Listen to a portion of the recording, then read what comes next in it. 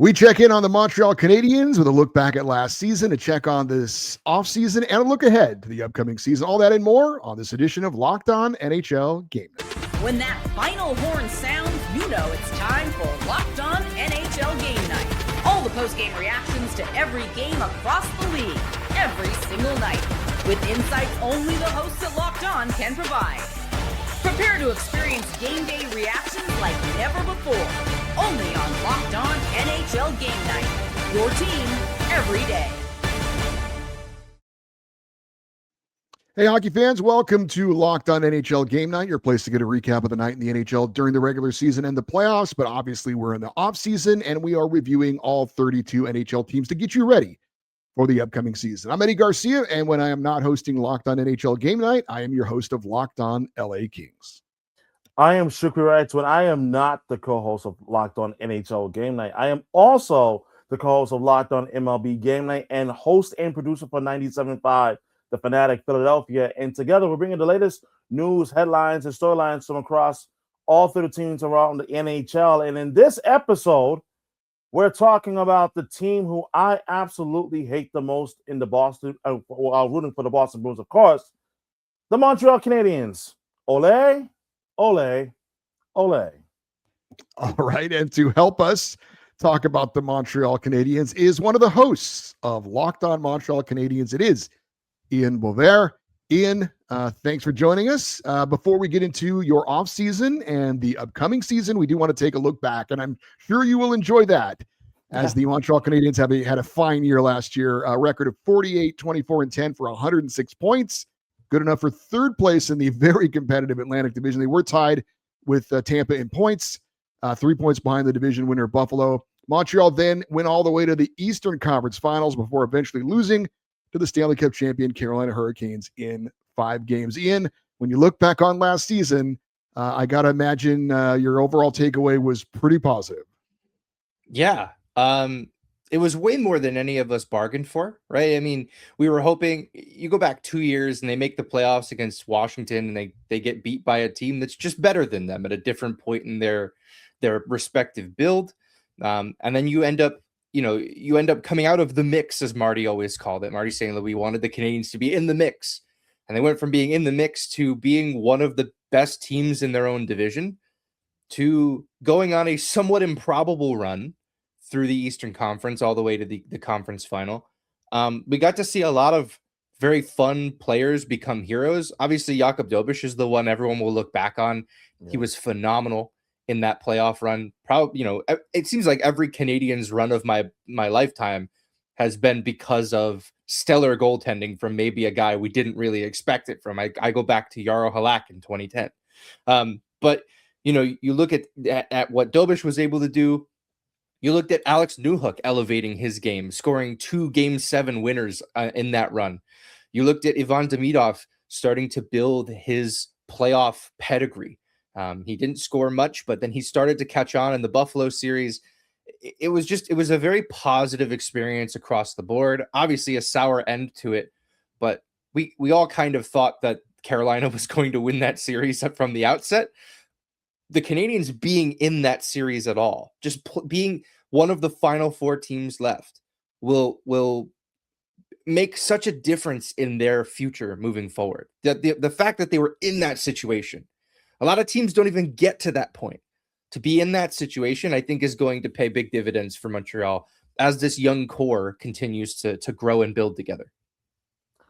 Speaking of young core, you got to talk about Jakub Dobes, because Jakub Dobes this year, in my opinion, you talk about goalies who really made a name for themselves. Jakub Dobes is on top of that list, and you're not getting to the Eastern Conference Finals without the outstanding play of Jakub Dobes. And considering that he became a lightning rod in a good way in Montreal, like you talked about it in your opening remarks about the memorable Canadiens runs of your lifetime that you've seen. 2010, you talked about Yaroslav Halak. 2014, you think about Carey Price, and then when he got injured, then Dustin Tokarski, and then 21, go back to Carey Price going to the Cup final, and then now Jakub Dobes. But when you talk about Dobes and his development as a netminder, in Montreal. What excites you the most based on what you've seen from this past 2025-2026 season that gives you the most hope and belief that he is certainly going to be the dominant guy that can help bring the Canadiens back to the promised land? Yeah, he's a very cocky guy. And I think when you call somebody that in hockey, it's typically there's some good connotations that come with that, especially for a goaltender. But I go back to November. There was a game in New Jersey against the Devils in which he wasn't particularly good. They ended up losing in a shootout or an overtime. I believe it was in overtime. And he was incredibly hard on himself after the game. I believe he broke into tears. He was devastated by his performance. The Canadiens kind of shielded him from the media from that point on, that he wasn't really talking after games. They felt it was a little bit too much for him. So to go from that to the guy that, I don't want to say single-handedly took them through the playoffs, but they're certainly not in the Eastern Conference final without him. And just sort of, you would listen to him after games, even after losses. They lost on his birthday. And he just said, you know what, I'm going to go home. I'm going to watch some TV. I'm going to eat a slice of cake and I'm going to go to bed and we're going to forget this happened. So seeing the mental development for him, that will always, I think his skills will always be there. He's a tall, lanky goalie. He's sort of goofy in the way that he moves in his crease, but it works for him. That stuff I think will always be there, but it's the mental side of the game that he's really worked on to the tune of becoming the starting goaltender for the Montreal Canadiens. And he was rewarded with a pretty nice extension this offseason. We were kind of wondering if they were going to go down that road. The Canadiens said, you know what? We have our goalie for now, and potentially, the guy who leads us to Jacob Fowler, the potential, franchise goaltender the Canadiens have. Or if Fowler's not ready, it can just be Dobes net. So, really fascinated by his come up and what he was able to accomplish this year. Ian, when you look at the talent on this squad, even guys like Nick Suzuki and Cole Caufield, they seem like young vets. The youth on this team is so impressive. Juraj Slafkovski, Lane Hutson, and of course, both the goaltenders. If you're looking, at this past season, though, who would you say was the MVP of this team? I have to go with Nick Suzuki. There's an argument to be made for Lane Hutson. There's an argument to be made for Cole Caufield, but Nick Suzuki put together one of the most offensively potent seasons from a Canadiens captain ever. Which is, there's some tough competition in that category, right? Like there's some franchise and sport legends that have worn the sea for this team. Suzuki sort of took it all in stride. He had a phenomenal year. Obviously, he went to the Olympics, scored a really big goal in an elimination game for Canada. That tied the game late against Czechia. I think that the Canadiens, they don't do any of these things without their captain, and especially without their captain playing in virtually every situation imaginable. If there's a power play, he's out there. Shorthanded, he's out there. 5-on-5, 4-on-4, he's out there. It's why he was rewarded with the Selke at the end of the year. The first Canadiens player in a very long time to get that award. So I think I don't want to say this was his breakout season, but it was the season to me where Nick Suzuki established last year where he was over a point per game was not a fluke. This is the guy that he is. I'm very excited to see what the next step looks like for him, especially with, a potential Rocket Richard Trophy winner on one wing and 30 goals, 70-point Juraj Slafkovski on the other. Like that's a line that Canadiens fans wake up feeling very excited about every day. All right, we're going to transition into a bit of what happened this offseason and certainly look ahead to high expectations for the following season as well. We'll do that next with Ian Bosvert from Locked On Montreal Canadiens here on Locked On NHL Game Night.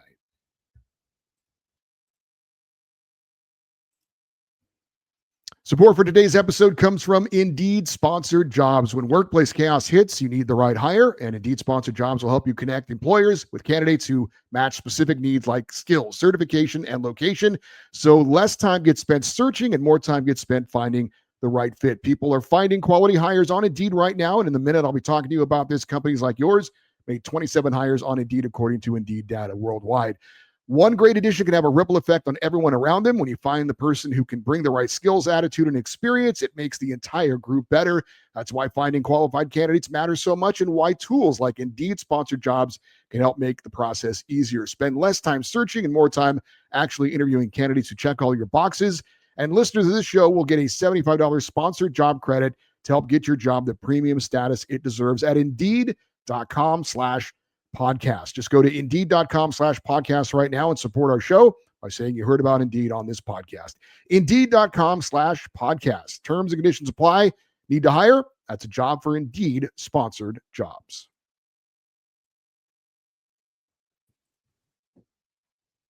All right, we are continuing our look at the Montreal Canadiens, and one of the hosts of Locked On Canadiens, Ian Bosvert, is here to help us out with that. Shu, why don't you lead us off this segment?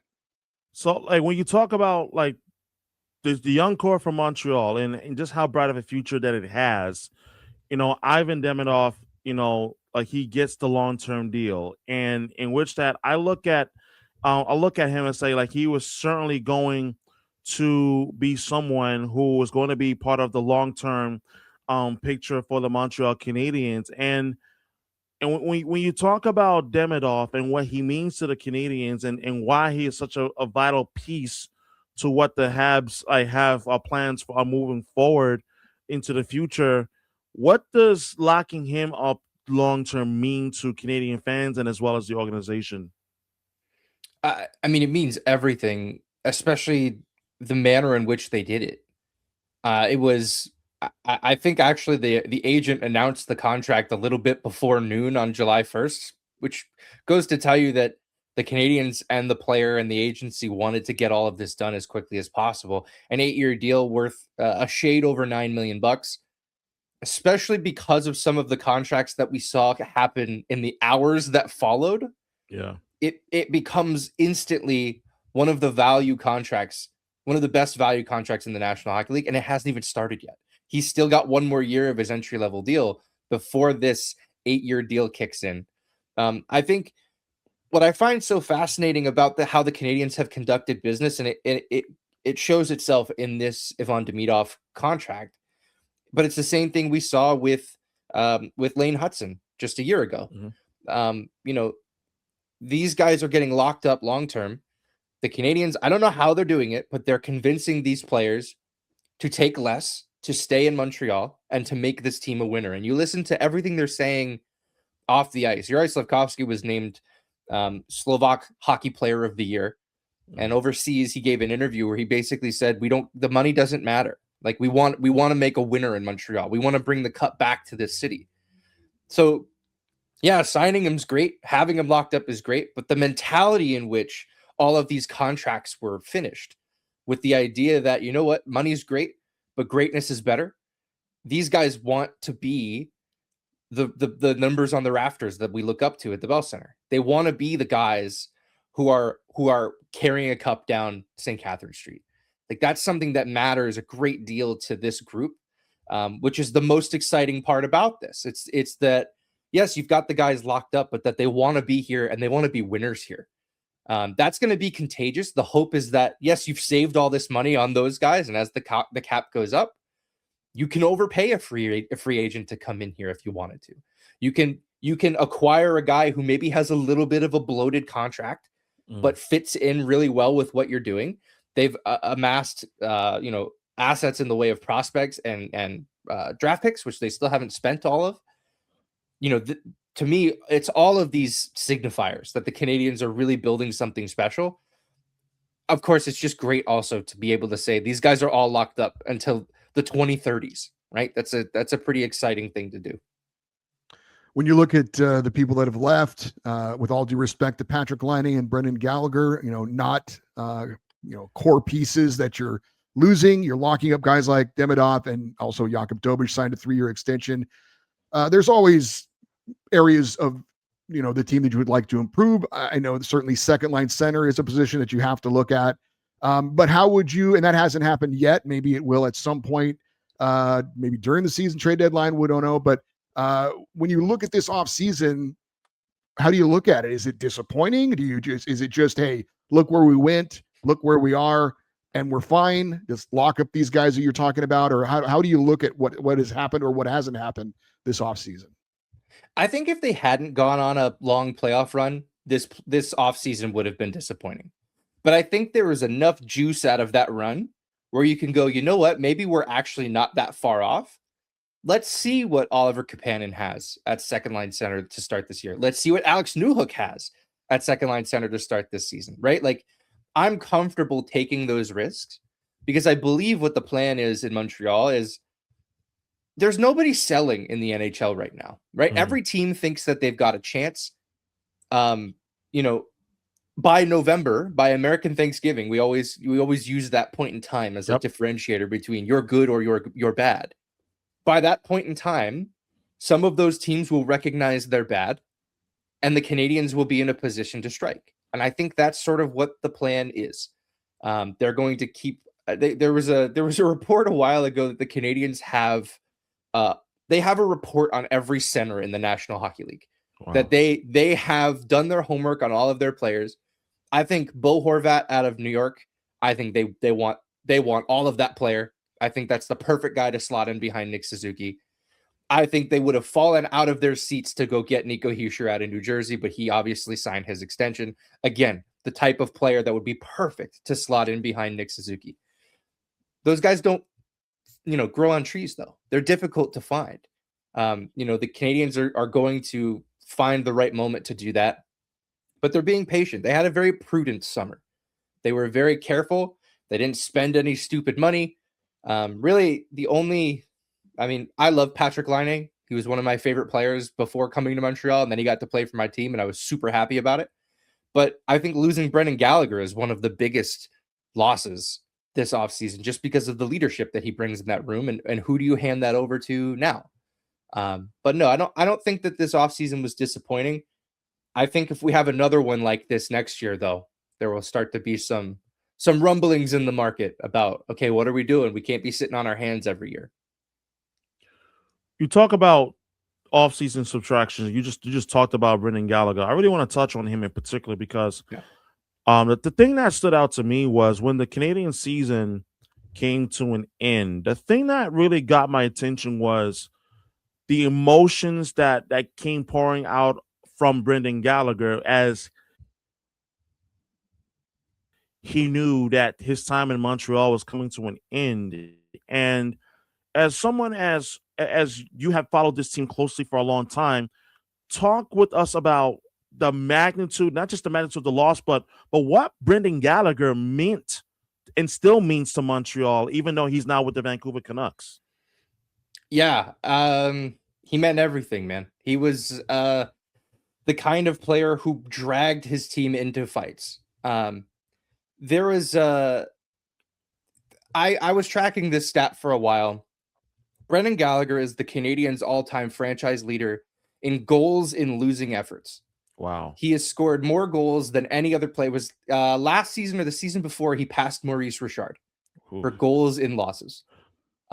He was the type of player who just tried his hardest to get his team to come back into it. And the game that he broke that was against the Tampa Bay Lightning. They were down by 2. He scores 1 to get them going. They go down by 2 again. He scores another. Okay, guys, let's go. Let's get moving. And they end up losing anyway. The Brendan Gallagher era is kind of defined by that to me. That he was just trying his best to pull this team kicking and screaming along with him.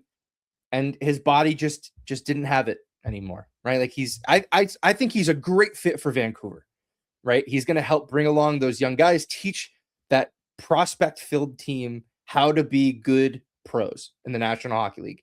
Gallagher will be missed. I think his return is in March. So that will be a must-watch game. It would probably be pretty emotional to see him come back to Montreal, and it'll be weird seeing him wear a different sweater. It's one of those kind of, okay, this is odd. This shouldn't have happened, but it's the business of the National Hockey League. These things happen.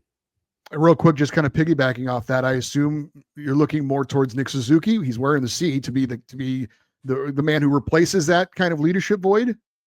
Yeah, I think Suzuki's obviously going to continue to play the role he has, but I think it's got to be someone else. I look to Josh Anderson, who wore the A when Gallagher was out of the lineup.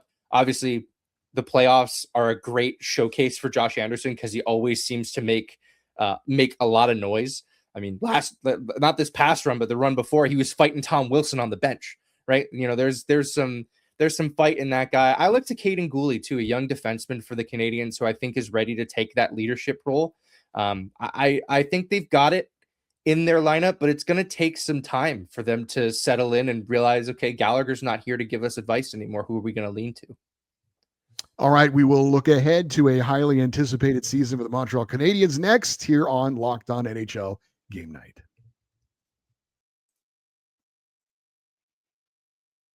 Running a business shouldn't feel like you're trying to connect a bunch of systems that were never designed to work together. One app for accounting, another for inventory, another for sales, and somehow none of them talk to each other. That is where Odoo comes in. Odoo is the all-in-one business management software that brings every part of your business together in one powerful platform. From sales to accounting to inventory and marketing, everything works in one place, helping your team move faster, stay organized, and focus on growing the business instead of managing software. The best organizations know that success isn't just about talent. It's about having everyone working towards the same goal. And that's true in sports, just like it is in business. Great organizations win because operations matter. And that's why you should get Odoo for free today. You can try Odoo at odoo.com/lockedon. That's Odoo, ODOO.com/lockedon. All right, we're wrapping things up with Ian Bosvert. He is one of the co-hosts of Locked On Montreal Canadiens. And Ian, this is a moment in the show I'm sure every Canadiens fan will appreciate. We're going to cover up Shu's face, the Bruins fan, and take a look at a possible starting lineup for the Montreal Canadiens. A top line of Suzuki, Slafkovski, and Caufield, of course. Second line, Evans, Newhook, and Demidov. Deneau, Texier, and Anderson on the third line, and a fourth line of Kapanen, Bolduc, and Doc. Defensive pairings of Dobson and Matheson, Struble and Hutson, and Carrier and Gooley, and a goalie tandem of Dobes and Fowler. Does that look right? Are you seeing things that are not right? Are there any positions that are up for grabs going into training camp? Yeah, I think it's just about right. I think that second line of Newhook, Evans, Demidov, I think it'll actually be Kapanen in that spot. The reason I say that, they went to this second line in the playoffs because Kapanen had just run out of gas. He's played a ton of hockey over the last 2 years. Last year was his rookie season. I think Jake Evans would be the first person to tell you he's not the second line center for the Montreal Canadiens. I think that's not his role. He's much more suited in a fourth line role, and it gives you a really effective checking line with him, Phil Deneau, and Josh Anderson. On defense, I genuinely do not know what the plan is. I think they kind of used a bunch of different combinations last year.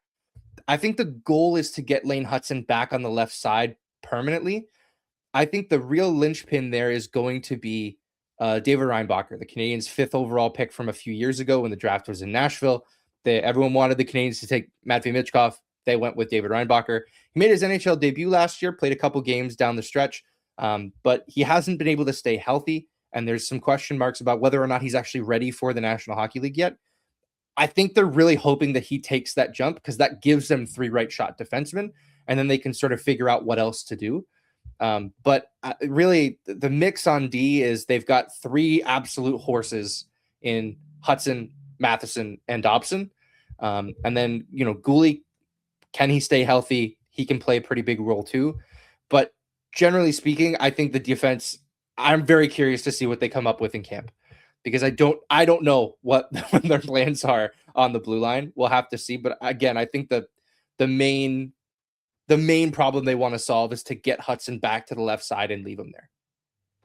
When you talk about what a potential 2026-2027 successful season will look like for the Montreal Canadiens, one thing that I keep thinking about constantly, and I thought about it more and more, is this Atlantic division is going to be absolutely murder because at least initially, the Florida Panthers, they took the massive swinging and acquiring Brady Tkachuk from the Ottawa Senators. The Toronto Maple Leafs, who knows? Truly, who knows what Gavin McKenna will look like in year one, obviously playing with Austin Matthews and William Nylander, and the change that they made in net on getting Sergei Bobrovsky as well.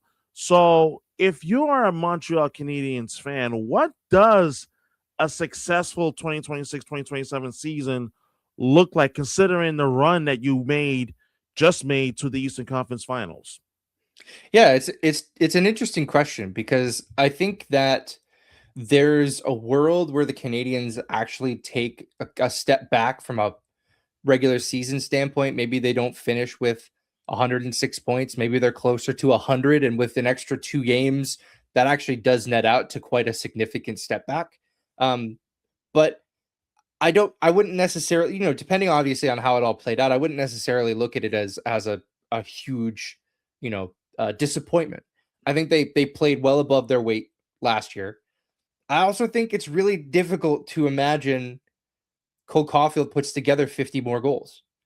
It was, that's not to say he can't do it, but the odds of him doing it 2 years in a row are fairly low. Where are you going to find those goals? Right? Nick Suzuki, I think he could still be a 100-point player, but if he dips to a 90-point player, how much of a step back is that?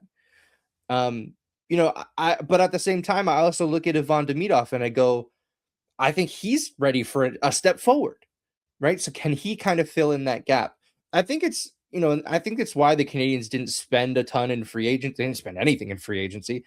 I think it's why they were comfortable taking a gap year, so to speak, in the offseason, right? Taking this offseason going, you know what? Let's not make any silly mistakes, because we think that the best is yet to come for these guys. Let's not mess anything up.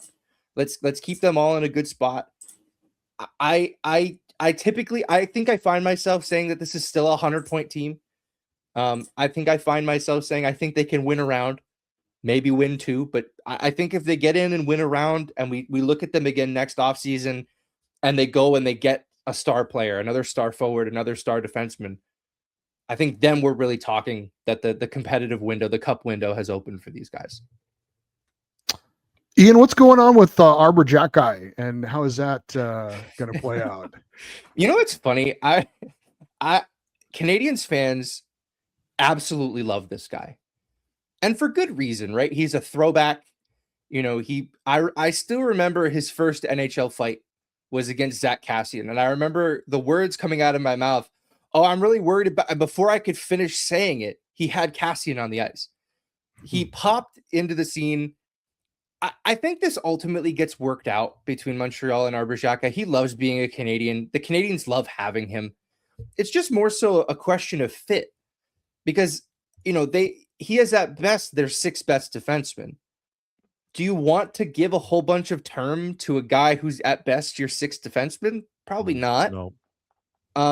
I've always thought with Arbor Xhekaj that his perceived value is higher than his actual value, which is good for trading him.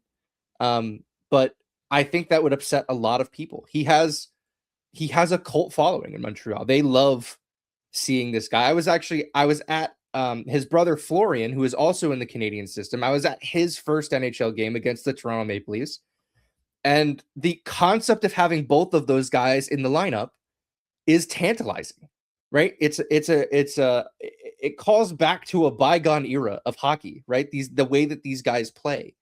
And it makes you look at the Florida Panthers in your own division and think, you know what? We might need guys like this to compete, to keep the peace against a Florida Panthers roster. So I ultimately think it gets done. What I find so funny is, like, man, Adam Fantilli hasn't signed in Columbus, and there's not half as much noise that there is about Arbor Xhekaj not signing his deal. So I find it very funny. We get questions about it probably every episode on our show. Where's Arbor? Why haven't they signed Arbor? I don't know, but I think it does ultimately get worked out. He's beloved in Montreal. Sure, you got a final question for Ian? When you talk about confidence going into next season, I don't want to just solely look at the roster, but I want to look at the front office, mainly Kent Hughes.